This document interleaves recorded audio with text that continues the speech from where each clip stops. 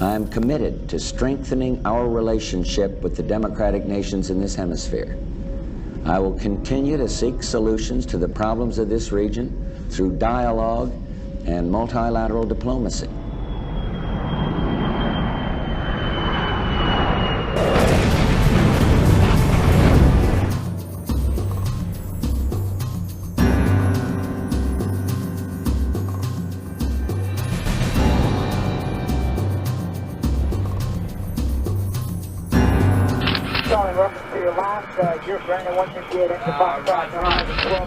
The people of the United States seek only to support them in pursuit of these noble goals.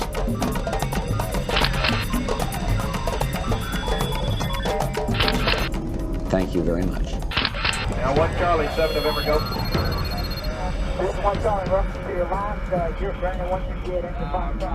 Durante medio siglo, el mundo se vio envuelto en la Guerra Fría, término con el que se conoció el enfrentamiento entre dos grandes potencias, la Unión Soviética y los Estados Unidos.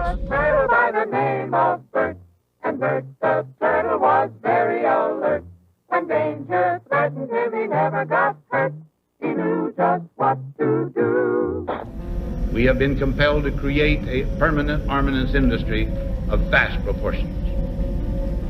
3.5 million men and women are directly engaged in the defense establishment. It shall be the policy of this nation to regard any nuclear missile launched from Cuba against any nation in the Western Hemisphere as an attack by the Soviet Union on the United States, requiring a full retaliatory response upon the Soviet Union.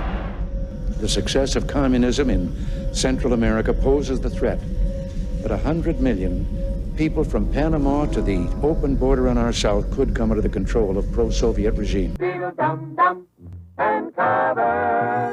La supuesta lucha contra la expansión comunista durante la Guerra Fría fue el pretexto utilizado por los Estados Unidos para llevar adelante acciones de intervención en América Latina por más de 50 años. Invasiones, golpes de Estado, atentados y espionaje. Ningún país de la región se salvó de la injerencia, detrás de la cual no se encontraba sino el interés de dominar política y militarmente a los países del sur para tener garantizado el control de sus recursos y mercados.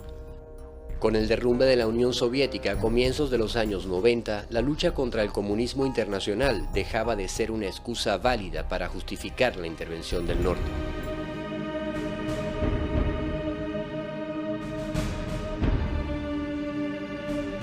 La misión de la CIA y el Pentágono alrededor del mundo perdía su razón de ser al desvanecerse el fantasma del comunismo. Era de suponer que había llegado la era de la paz, pero la realidad fue muy distinta. Terminaba la era de la Guerra Fría para dar paso a la posguerra fría. Washington echaría mano de un variado menú de motivos para seguir justificando su intervencionismo. La guerra por dominar el mundo debía continuar. Una injerencia que en los años 90 redefinió estrategias combinando la acción militar directa con la más refinada intervención económica y financiera.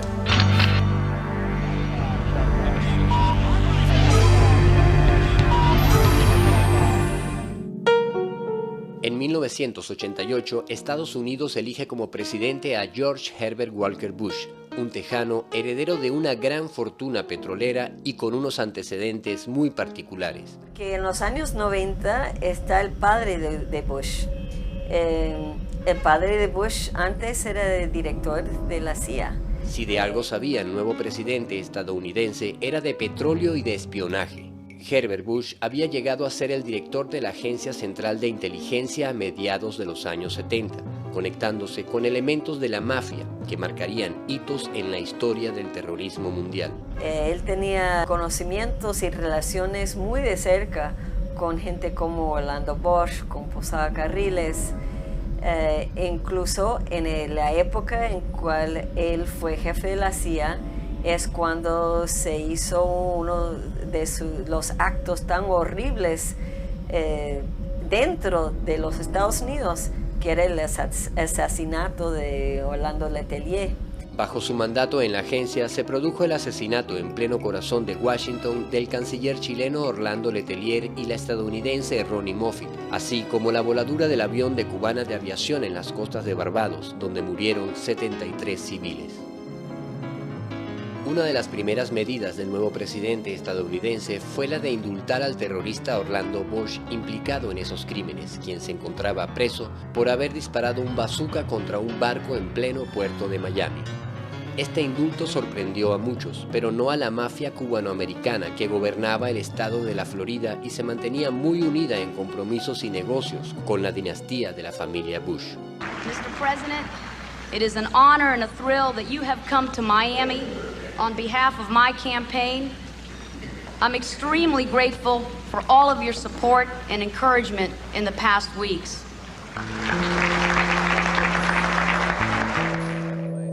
Al antiguo director de la CIA, ahora al frente de la Casa Blanca, le tocaba entrar a dirigir el imperio en lo que se suponía era el ocaso de la Guerra Fría y el comienzo de una etapa de paz. Pero sus acciones contra los movimientos de liberación en Centroamérica no se hicieron esperar. La política militar fue la continuidad de la que traía Reagan. Seguir apoyando al ejército con asesores y con armas. El ejército de El Salvador tenía 50 asesores de Estados Unidos. La ayuda militar y económica llegó a superar el presupuesto nacional. En ese periodo era solución militar y apoyo al ejército. A 6 meses del nombramiento de Bush como presidente, se produce en la República de El Salvador una de las masacres más sonadas de la historia centroamericana, el asesinato de 6 jesuitas a manos de exalumnos de la Escuela de las Américas. Y la decisión de asesinar a los jesuitas la tomó el alto mando.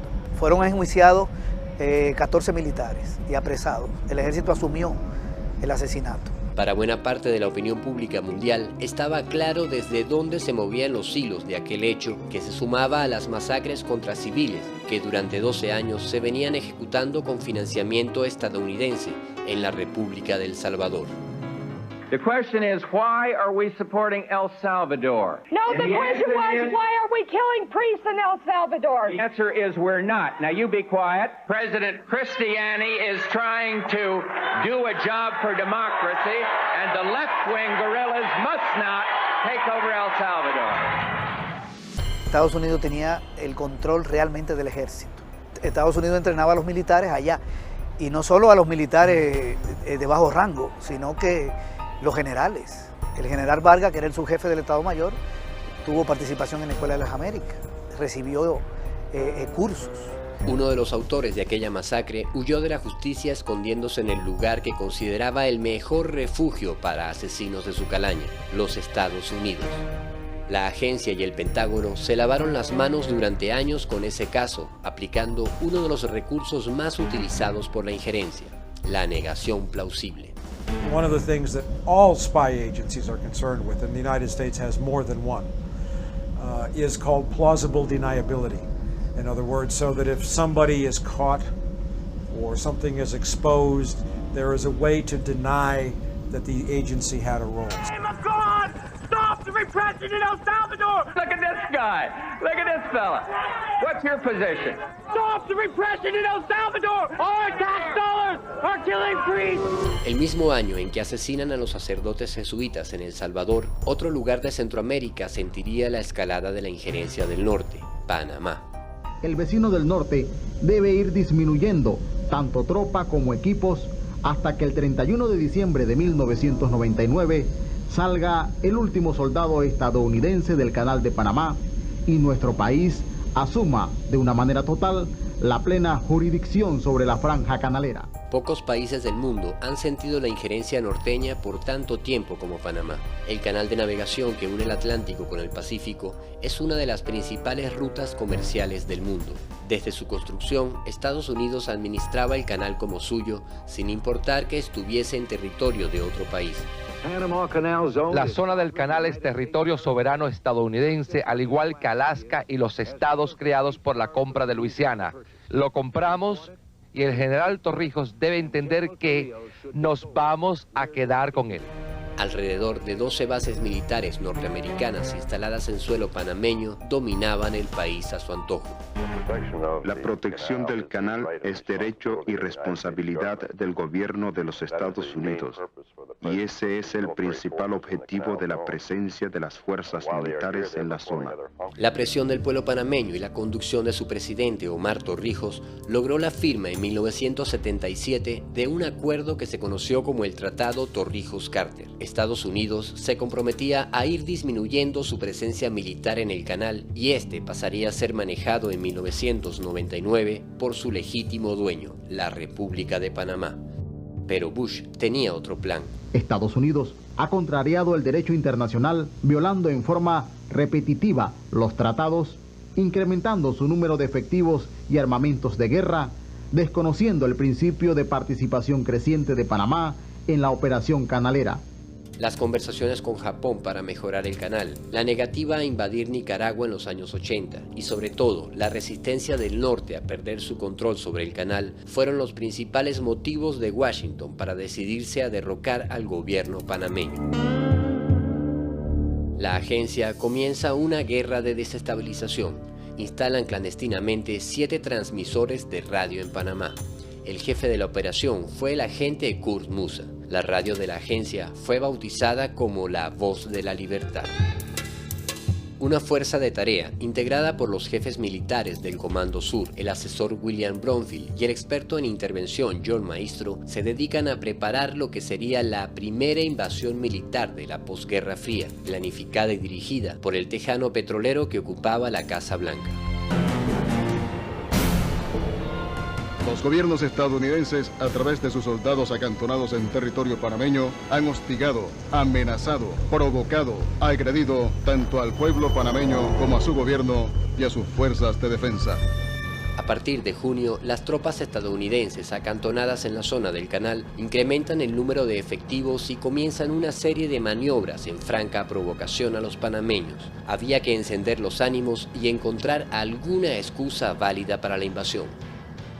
1 de julio de 1989, aproximadamente 60 infantes de marina con 6 tanquetas Mowak en actitudes arrogantes e intimidatorias transitaron desafiantes frente al cuartel de la Guardia Forestal de Panamá. 2 de julio, el mismo contingente ocupó militarmente las instalaciones de la planta potabilizadora que abastece de agua al 80% de la población de la capital. 8 de julio, la soldadesca extranjera apostó tanquetas artilladas apuntando sus armas de guerra hacia nuestros soldados e instalaciones militares. 21 de julio, un contingente del Ejército Sur protagonizó en el área de Amador un ejercicio de evacuación de personal civil norteamericano. 22 de julio, aviones de combate con misiles aire-tierra volaron a baja altura sobre áreas residenciales y población civil. 22 de julio, se tomaron el Hospital Gorgas, propiedad de la República de Panamá, bloqueando las vías de acceso. 25 de julio, Gamboa, población bajo control y jurisdicción de la República de Panamá, fue motivo de agresión y de hostigamiento por un contingente militar armado del Ejército de los Estados Unidos. 4 de agosto, el área de Amador fue el motivo del desplazamiento de un contingente militar estadounidense combinados con demostraciones aéreas, poniendo en peligro la seguridad de los vuelos de aeronaves civiles y militares nacionales e internacionales. 4 de agosto. Vehículos blindados artillados cruzaron la carretera panamericana a la altura de Arraiján, intimidando y sembrando el pánico a su paso por las comunidades y áreas residenciales civiles de control y jurisdicción de la República de Panamá. Y es una irresponsabilidad grandísima, y más volar en un área que es territorio panameño y área de esparcimiento para los panameños. La prepotencia de las tropas norteamericanas quedó una vez más en evidencia esta tarde cuando periodistas panameños e internacionales fueron obstaculizados en su labor por parte de la prepotencia y la acción directa contra oficiales y miembros de estas fuerzas panameñas del orden público, así como autoridades civiles, alcalde, representante de corregimiento, corregidor y otras que fueron vejados, humillados, desarmados. A los periodistas, después de ofenderlos, les decomisaron su material y equipo fílmico. Este desgraciado le acaba de decir. No es para tanto, no es para tanto. Él le acaba de decir que si yo voy a mover el vehículo, él va a disparar. No se mueve. Esta es tierra panameña y yo soy el representante de este corregimiento, pedazo de idiota. Por favor, mire. Bueno, él tiene que respetarme a mí para que yo lo respete a él. General Noriega's reckless threats and attacks upon Americans in Panama created an imminent danger to the 35,000 American citizens in Panama. As president, I have no higher obligation than to safeguard the lives of American citizens. Entonces ellos han bloqueado aquí sobre pretexto de que problema de seguridad, ¿qué seguridad si el pueblo panameño nunca lo ha amenazado a ellos? Ellos son los que están amenazando, ellos son los que cargaron sus armas contra nosotros. Pero tengan la plena seguridad que la próxima también, el mismo pueblo, nosotros los panameños, los civiles, vamos a defender esto. Tengan la plena seguridad. Pero la única justificación que encontró la Casa Blanca era la detención de Noriega por tratarse, según Bush, de un peligroso narcotraficante. Many attempts have been made to resolve this crisis through diplomacy and negotiations. All were rejected by the dictator of Panama, General Manuel Noriega, an indicted drug trafficker. Irónicamente, aquella invasión sin causa fue bautizada como Operación Justa Causa. El gobierno de Estados Unidos lanza contra Panamá 24.000 efectivos militares en un despliegue nunca antes visto en la región. El 20 de diciembre de 1989 comienzan los bombardeos.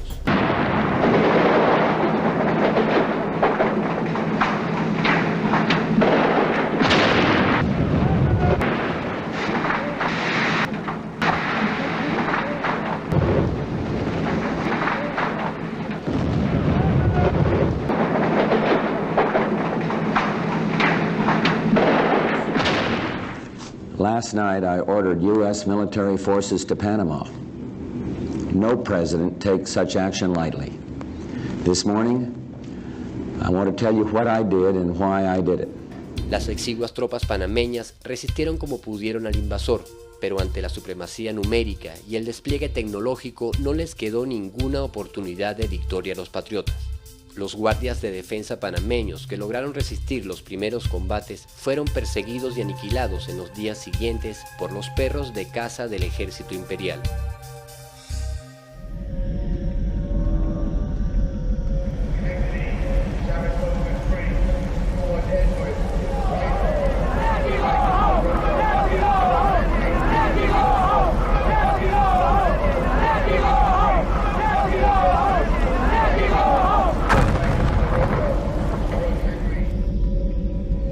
The goals of the United States have been to safeguard the lives of Americans, to defend democracy in Panama, to combat drug trafficking, and to protect the integrity of the Panama Canal Treaty.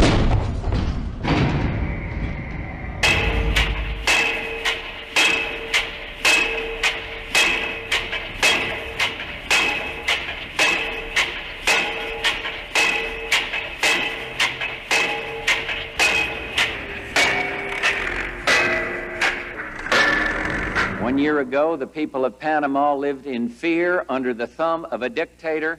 Today, democracy is restored. Panama is free.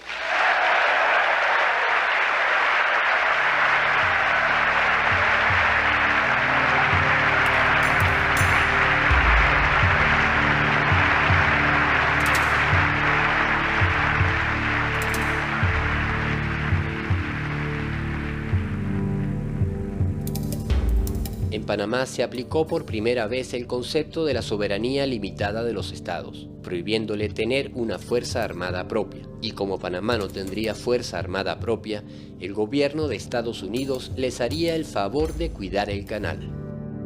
People of Panama lived in fear. Today, democracy is restored. Panama is free. Panama is free. Panama is free.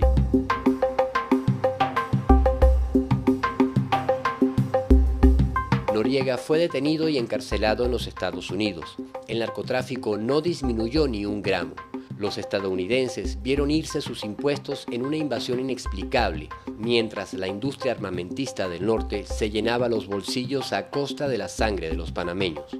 La injerencia del norte se había anotado otra victoria, ganándose la condena de los pueblos del mundo. Con la invasión a Panamá, Bush ponía en práctica el concepto de guerra preventiva y ejercitaba su tropa imperial para el golpe que un año más tarde daría contra Irak. El presidente Bush le anunciaba al mundo en su primer año de gobierno que efectivamente había comenzado una nueva era, pero que esta no iba a ser una era de paz. En los años 90, después de la caída de la Unión Soviética, nosotros en los Estados Unidos nos habían prometido una época tranquila después de la Guerra Fría, y que las relaciones se ponía que iban a ser más tranquilos con nuestros vecinos. Pero luego nos dimos cuenta que había otra guerra, y es una guerra económica.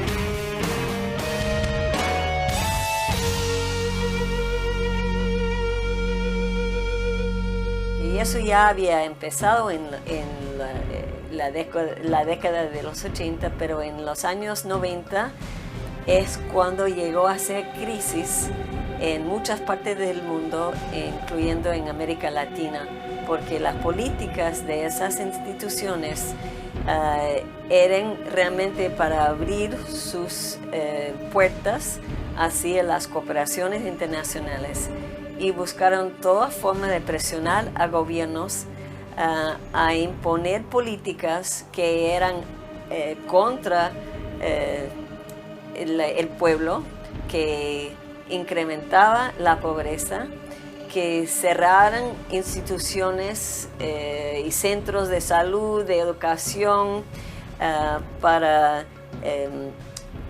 bajar el presupuesto, mientras tenían que eliminar barreras a la entrada de productos y servicios que venían de transnacionales. América Latina vivió en los años 90 un nuevo tipo de guerra con la aplicación de lo que se conoció como el neoliberalismo, una serie de medidas económicas tendientes a desangrar las economías latinoamericanas. Nosotros podemos decir que el neoliberalismo se instala en México de manera formal, de manera oficial, pero también de manera ortodoxa, dura, a partir de 1988, con la llegada al poder de Carlos Salinas de Gortari.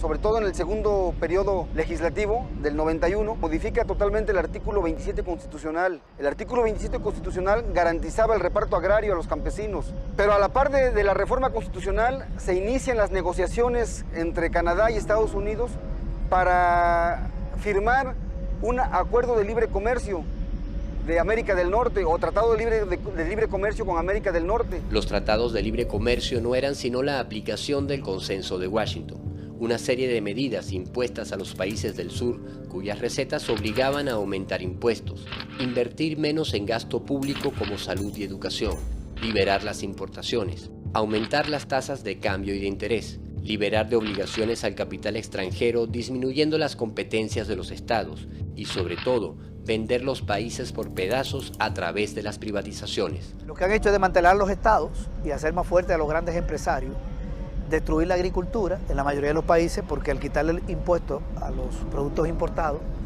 y liberalizar el comercio exterior, lo que ha habido es una inundación de productos importados de Estados Unidos, sobre todo, y de Europa, pero sobre todo de Estados Unidos, y el desmantelamiento de áreas importantes de la agricultura. El caso argentino fue terrible, que quebraron 10 millones de hectáreas de tierra y 500 pueblos quebraron.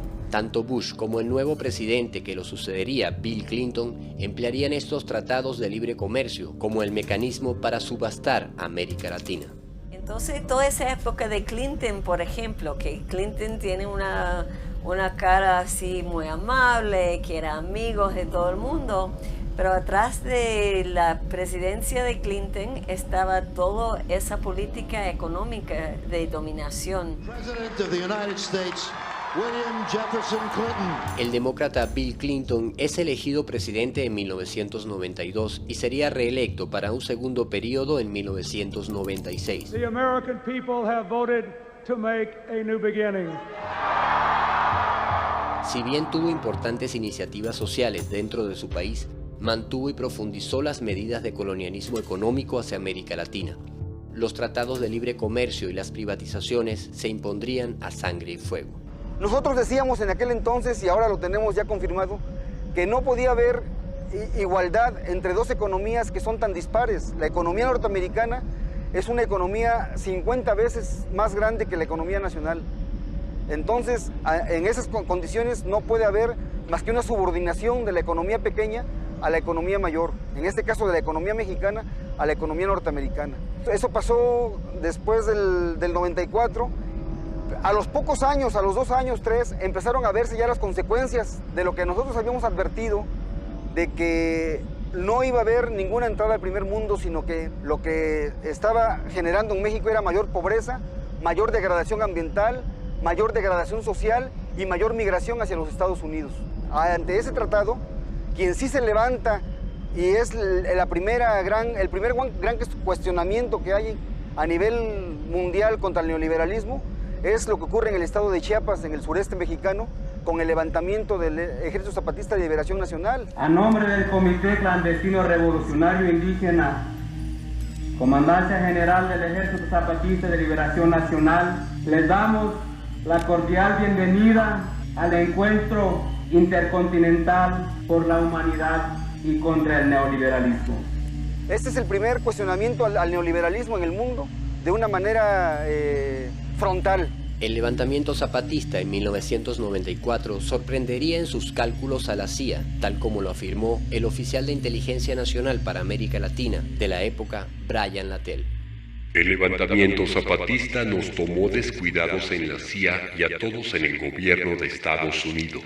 El ejército zapatista nos preocupaba como posible detonador de movimientos insurgentes en otras partes de América Latina.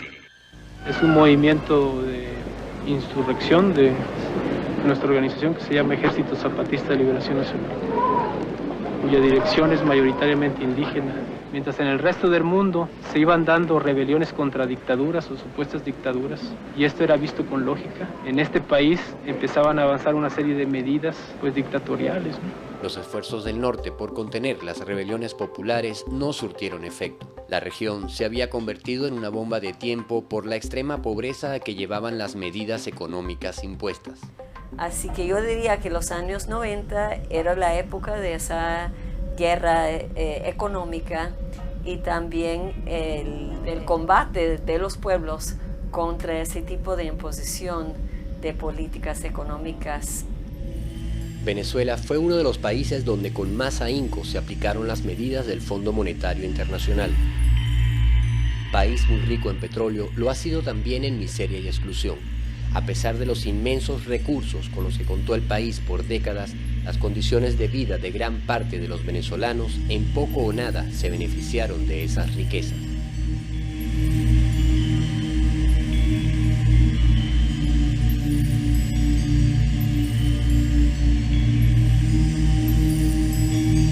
Desde los años 60, el poder político en Venezuela se fue turnando en dos partidos, que hicieron del ejercicio de gobierno un gran negocio para los intereses extranjeros y una calamidad para sus pueblos. La circunstancia que está viviendo Venezuela y las orientaciones de la política del presidente Bush nos ha acercado mucho más, puesto que son cuestiones fundamentales lo que en este momento estamos tratando con los Estados Unidos. Gobernantes que a cambio de llenar sus bolsillos acataron las órdenes de organismos extranjeros para amarrar la economía del país a una deuda externa impagable, un mecanismo de dominación económico basado en el soborno y la corrupción que le rindió grandes ganancias a su creador, el capital internacional y el imperio del norte. Las medidas que anunció el país en materia económica no pueden estar desligadas de decisiones dirigidas a fortalecer la calidad de la vida y a preservar el ingreso real de las mayorías nacionales. Demagogia y represión fueron las herramientas con las que los gobernantes de turno creyeron que podían perpetuar la aplicación de aquellas medidas. Esta medida es sana. Esta medida es sana, es necesaria. Produce inicialmente dificultades. No lo negamos, no deseamos esas dificultades. dificultades. Nos duele esa circunstancia y ya las medidas anteriores iban orientadas en ese mismo sentido.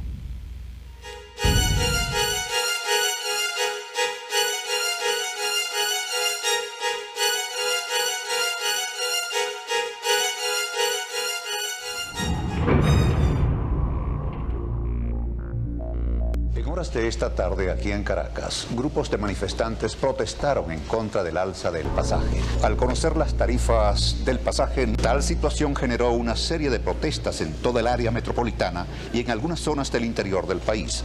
Aquí en Caracas resultaron heridas varias personas, fueron incendiados varios autobuses y sustraídos artículos y prendas de diferentes establecimientos comerciales ubicados en la ciudad. El 27 de febrero de 1989, las calles de Venezuela fueron tomadas por la gente en rechazo a las medidas que aplicaba el Fondo Monetario Internacional a través del presidente Carlos Andrés Pérez. Porque no quieren aumentar al trabajador. ¿Cómo es? Todos nosotros aquí lo que estamos es puro pelando, eso no es así. Puro aumenta el pasaje, los estudiantes, la comida, todo. Entonces, ¿qué es lo que quiere la gente? ¿Qué es lo que quiere esa gente?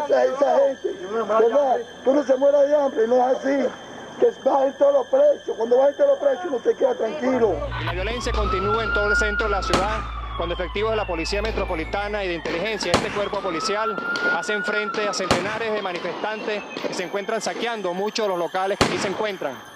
La policía, que ha estado apoyada por el Ejército y por efectivos de la Guardia Nacional, ha tenido que disparar para poder hacer correr a todos los sujetos que se encuentran saqueando muchos de estos establecimientos.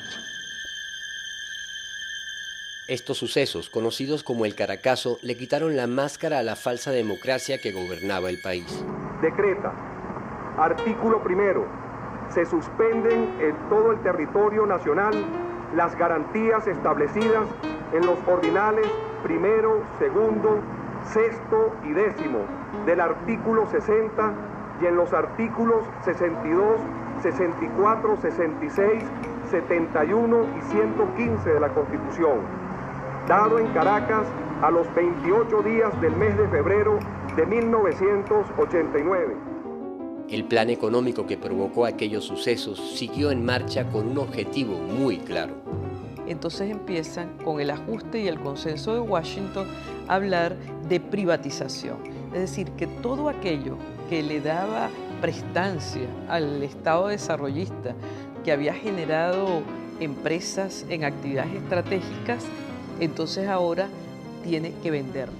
En los años 90 fue, si se quiere, la década donde se profundizó la venta del país. Intentaron aplicar a fondo todas las recetas del Fondo Monetario Internacional, todos los procesos de privatización en materia de telecomunicaciones, en materia de lo que eran distintos servicios fundamentales para el país, en materia de lo que eran los medios de comunicación.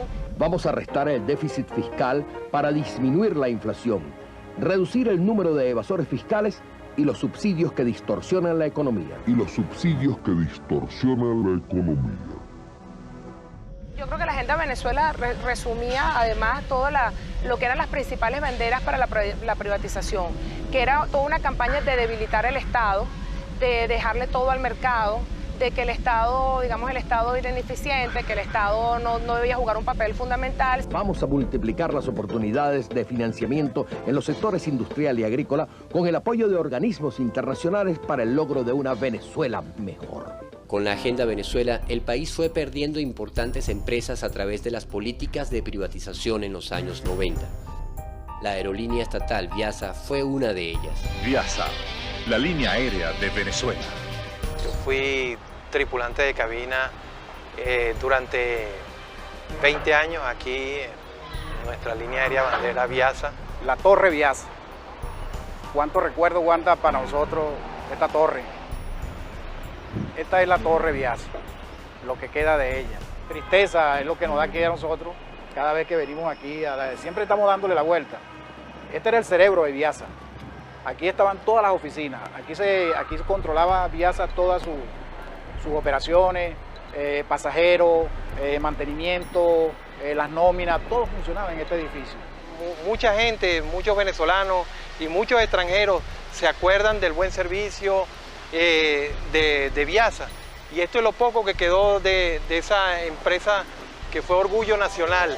Amar el espacio, el viento, las nubes, abrir horizontes. Eso es volar. Solo con Viasa, siempre con Viasa.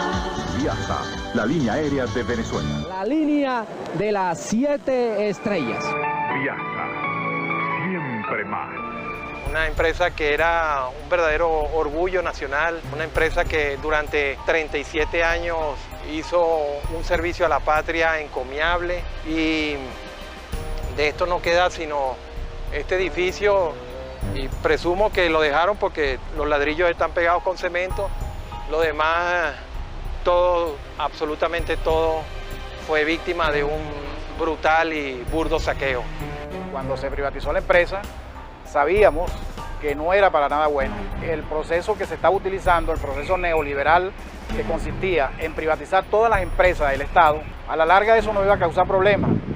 Y eso tratamos nosotros de evitarlo, pero ¿qué va? Nuestros ruegos, nuestras peticiones no fueron atendidas, porque las instrucciones eran destruir la empresa, sacar los equipos, repotenciar a Iberia y desaparecer a Viasa. Agenda Venezuela. La forma de colocar cada cosa en su lugar. Inclusive en aquella oportunidad hablamos con el señor Teodoro Pekov, que era el presidente del Fondo de Inversiones de Venezuela, y era en una reunión lo que nos dijo fue, bueno, Viasa es una empresa, lo que hay es que meterla en una poseta y tirar la cadenita y bajarla. Agenda Venezuela. La forma de colocar cada cosa en su lugar. En el segundo gobierno de Caldera se llevó la empresa a la quiebra y se declaró en quiebra, y nosotros, los venezolanos, que nos quedamos sin nuestra línea bandera, somos los que aún a 11 años estamos sufriendo las consecuencias de ese proceso de privatizaciones y neoliberalismo que ocurrió en aquella época. Dividir los impuestos equitativamente para que pague más quien tenga más y pague menos quien tenga menos. Más, menos, más, menos, más, menos, menos, menos, menos. O sea, las instrucciones ya estaban dadas. Eran instrucciones que ya se traían los gobiernos de la Cuarta República, destruir a Viasa, privatizar inclusive la CanTV, lo cual lograron, es el petróleo de Venezuela. Que eso fuera sido, oye, la venta total del país. En la lista de empresas por privatizar que había dictado Washington figuraba a la cabeza la estatal Petróleos de Venezuela. A partir del año 1993 se comienzan a dar los pasos para entregar la industria a las transnacionales bajo un plan que se llamó Apertura Petrolera. Hoy 14 empresas petroleras extranjeras suscribieron con la Corporación Venezolana de Petróleo, filial de PDVSA, los contratos de asociación para la exploración y explotación de campos petroleros bajo el esquema de ganancias compartidas. Tras un complicado malabarismo técnico de palabras, los impulsores de la apertura petrolera escondían una verdad muy simple: Venezuela perdería su petróleo. No olvidemos que la política de apertura petrolera tenía como propósito fundamental el estrangulamiento de la industria petrolera nacional para provocar su privatización. Son bien conocidas las estrategias: la reducción de las regalías en los contratos petroleros al 1%, la reducción del impuesto sobre la renta a 34%, y las propias proposiciones que habían hecho un presidente de PDVSA, Luis Justi, de que se privatizara un 10, un 15% de las acciones de la industria, con lo cual teóricamente se iba a pagar la deuda pública. Para poder hacer esa acción era necesario modificar los estatutos de PDVSA, porque de acuerdo con tanto la ley de nacionalización como los propios estatutos, la empresa es 100% estatal. Al abrir ya una brecha allí, era la forma para iniciar un proceso de privatización, de vender nuevas y nuevas acciones como cualquier pretexto. El objetivo era la privatización. A través de rondas de negocios se fueron rematando las áreas de explotación. Los pozos se subastaron, los procesos de refinación y las propias refinerías se entregaron al mejor postor.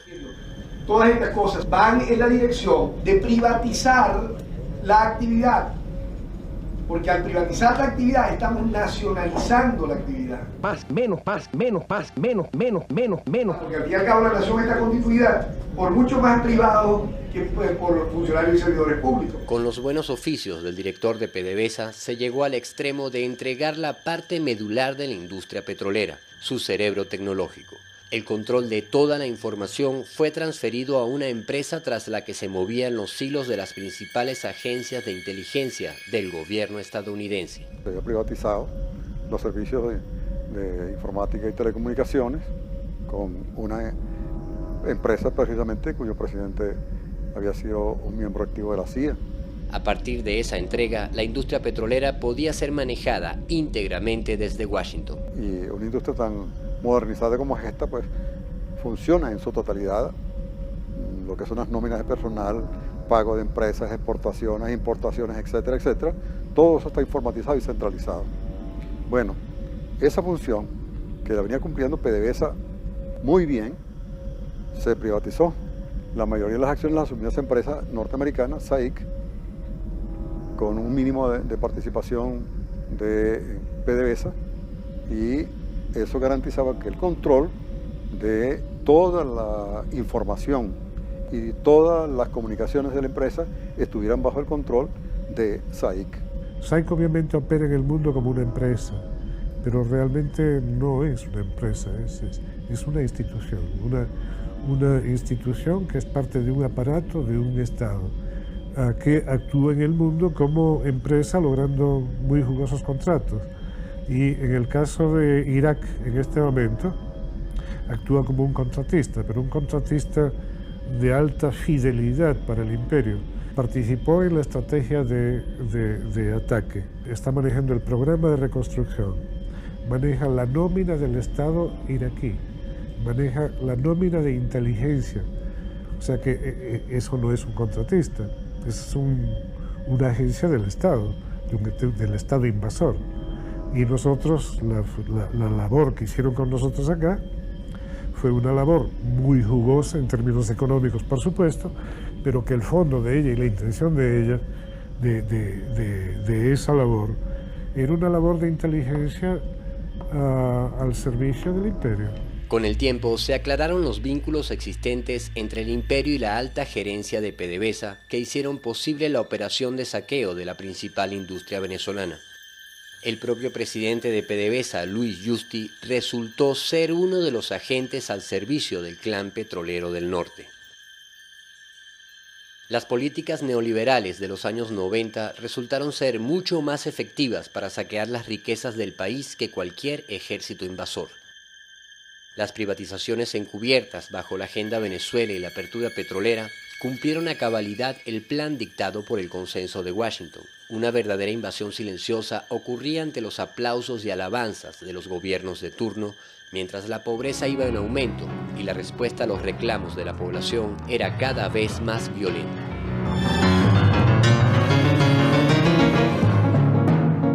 La descomposición social creció como nunca en Venezuela, pero también crecieron las organizaciones populares que luchaban por un cambio de rumbo en el país. Algunos miembros de las Fuerzas Armadas fueron parte en ese proceso, y un movimiento llamado Bolivariano 200 se dio a conocer al mundo al rebelarse contra el gobierno en la insurrección cívico-militar del 4 de febrero de 1992.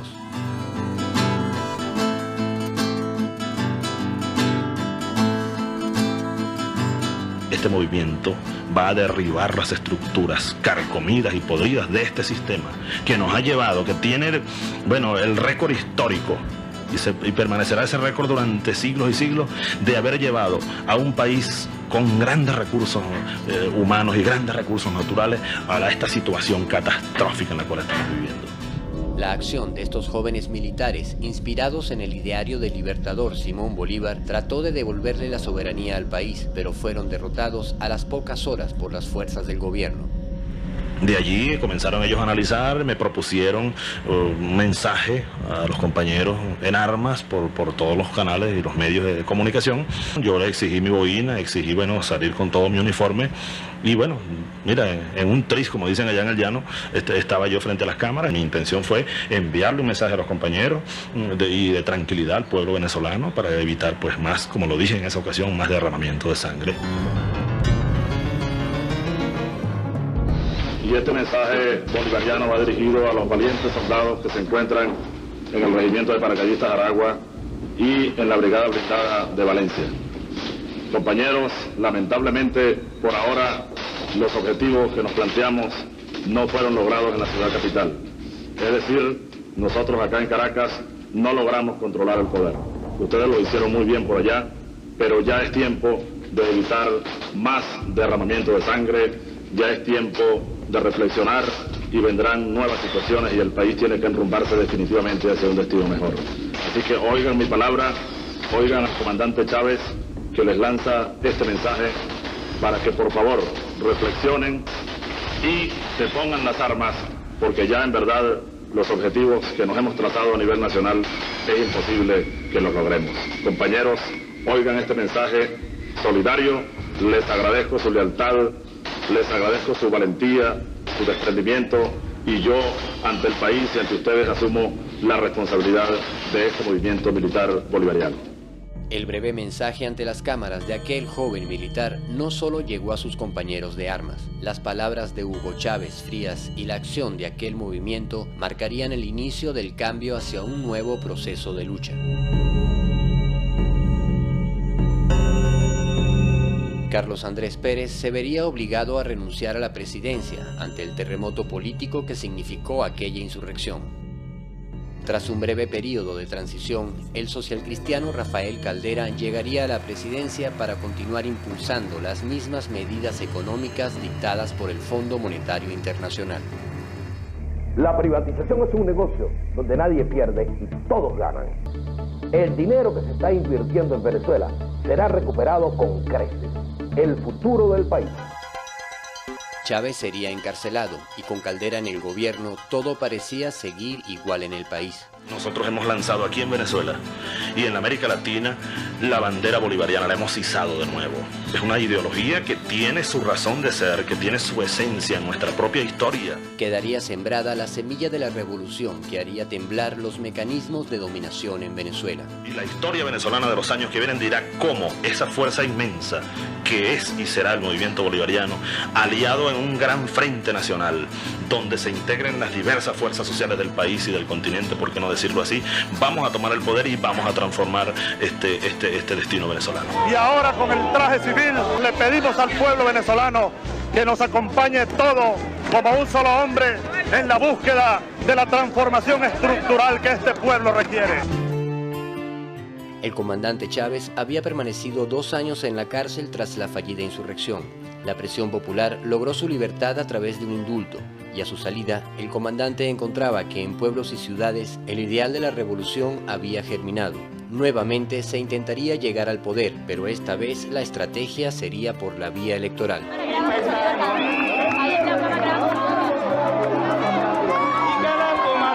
Aquí está el comandante Hugo Chávez Frías. Hemos salido a este encuentro fervoroso con el pueblo, a este encuentro fervoroso con los jóvenes venezolanos, para llamarnos a la lucha. Compatriotas, no tenemos otro recurso sino luchar a brazo partido para abrir el camino que estos niños que andan por allí, mucho más jóvenes que nosotros, deben transitar para tener una patria libre. Nosotros hoy, lamentablemente, tenemos que decirlo, no tenemos patria libre. La patria la violaron, la patria la mancillaron, la patria la acabaron tanto corrupto y tanto traidor.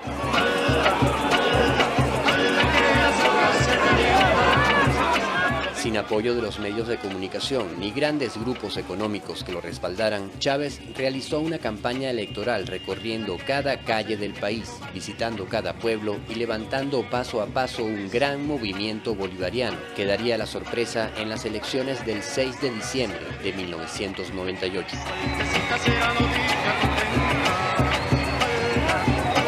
Hugo Chávez, un teniente coronel retirado, es el presidente electo de Venezuela. Chávez se impuso abrumadoramente con el 56% de los votos. Luego de su victoria por amplio margen en las elecciones del domingo, Venezuela ya tiene un nuevo presidente y en las calles celebran el triunfo. Sus seguidores se lanzaron a las calles del país para celebrar la victoria de Hugo Chávez.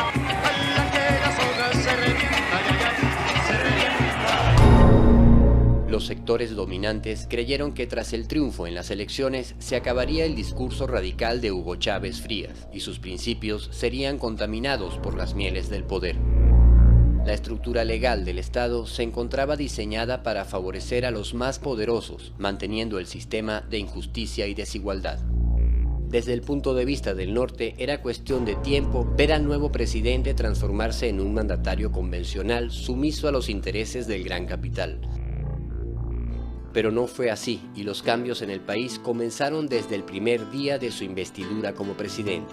Lo más importante para mí es la nueva ola que se abre en América Latina con la Revolución Venezolana, que se inicia en el año 99 con la toma de posesión de Chávez, en el marco de un declive del imperialismo norteamericano, que es un tema muy largo, pero que se resume en su carencia de agua y de energía y en su pérdida de peso en la economía mundial. Algo había cambiado en el mundo durante la década de los años 90. Desde el foso de miseria en que América Latina había sido sumida, surgían fuerzas de cambio que le torcerían el rumbo a la historia, ganándole terreno al colonialismo neoliberal. Ahora sí creo, porque ando por todas partes, que estamos a las puertas de una inmensa victoria histórica, estratégica, táctica. Terminaban los años 90 y comenzaban tiempos de revolución en América Latina.